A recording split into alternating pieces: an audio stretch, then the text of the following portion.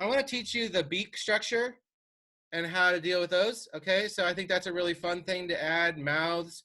This is something that you might want to use like with the owl. Okay, so I having some kind of owl that's stuck up. So uh, thing to play with first is just square pieces of paper. Okay, so get rectangles, fold them into squares. Okay, and try cutting different angles. This angle, this angle. Okay, so here's the basic beak. I'm going to cut at an angle. I'm then going to fold that at some angle. Different angles might do different things, okay? I'm going to fold it both ways, okay? So how do we make it a pop-up? The way you do it is like a reverse fold in origami. I'm going to fold that up. And now I have a basic pop-up, and I could be done there. Let's make this into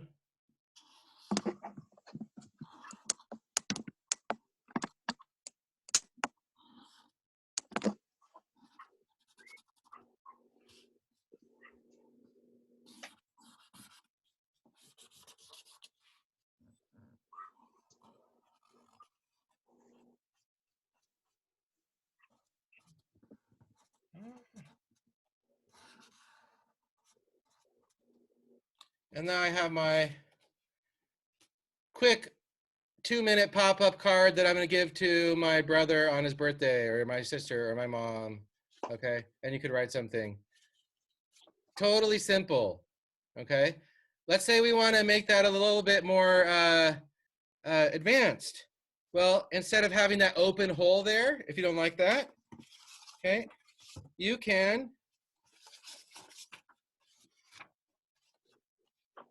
make that into a paper like that. Now, there's a couple things. I could fold it flat, okay, and if I do that, it'll work. Okay, you might have some issues with engineering, but what if I did, watch what happens if I do this. What about if I think of this as a pop-up and this as my paper behind here? I'm going to go ahead and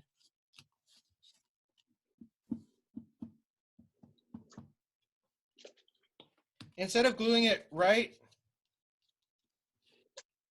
next to there, instead of gluing it right along the middle, I'm going to move it over like, I don't know, let's try a centimeter and put that down. And again, I'm folding flat, basic principle. Okay, I'm going to go ahead and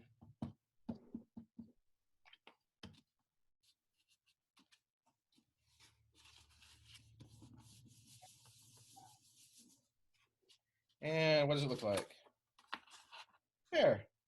Kind of, it definitely folds flat. There's this shape down below, which I need to account for, but that might work in my pop-up depending on how I play with it, and I might find a way. And it gives some dimension to it. Now, inside of there, I could put a tongue. You know, I could put whatever I want and add it in there. And I could make that pop up if I wanted to, or I could leave it flat and just have that information. So that's the basic triangle. Now let's add another beak to that.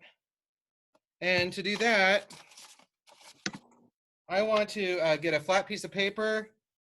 And here you have to kind of imagine how you want it to end up. So I'm kind of thinking about the angles and kind of imagining about where I want that angle is. And this is the folded part. And I want it to be about right here, like that. Okay, so this is going to be my base. I'm going to leave a room for tab. Okay. And I'm going to cut this angle about like right there. Okay.